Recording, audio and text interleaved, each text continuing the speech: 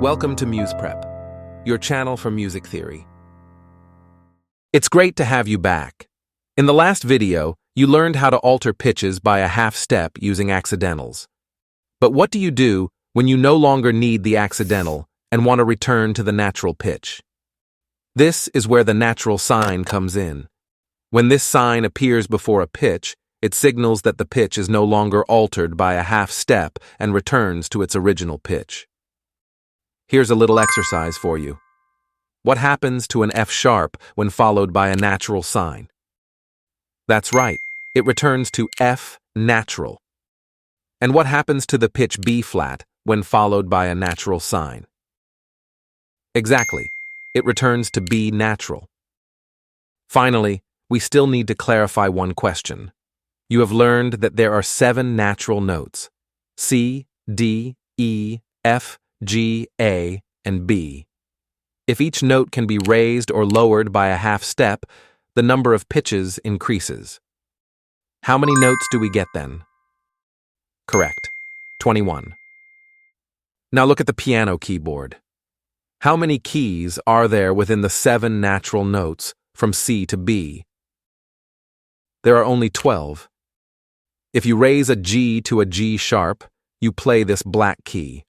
However, if you lower an A to an A flat, you have to play exactly the same key. Some keys are therefore assigned twice. In principle, G sharp and A flat are not at exactly the same pitch. If you play a violin, for example, you would have to play the 2 notes slightly differently because they are at different pitches. On the piano keyboard, however, we have to limit the number of notes so that it doesn't become too chaotic to play. That's why there are only 12 keys per octave, and some notes are located on the same key.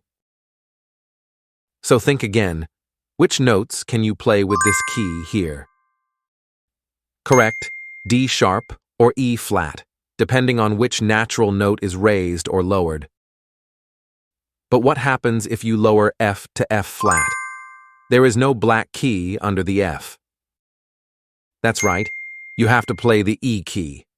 F flat and E are almost at the same pitch. And which key do you have to play when you raise a B to a B sharp? Correct, C. Let's summarize what you have learned so far. You now know all the important note names, both the natural notes and their alterations. You also know how to notate them in the staff with treble and bass clefs, and in which octave range the pitches can occur. In the upcoming videos, we will discuss scales, so stay tuned and feel free to subscribe to our channel so you don't miss any new videos.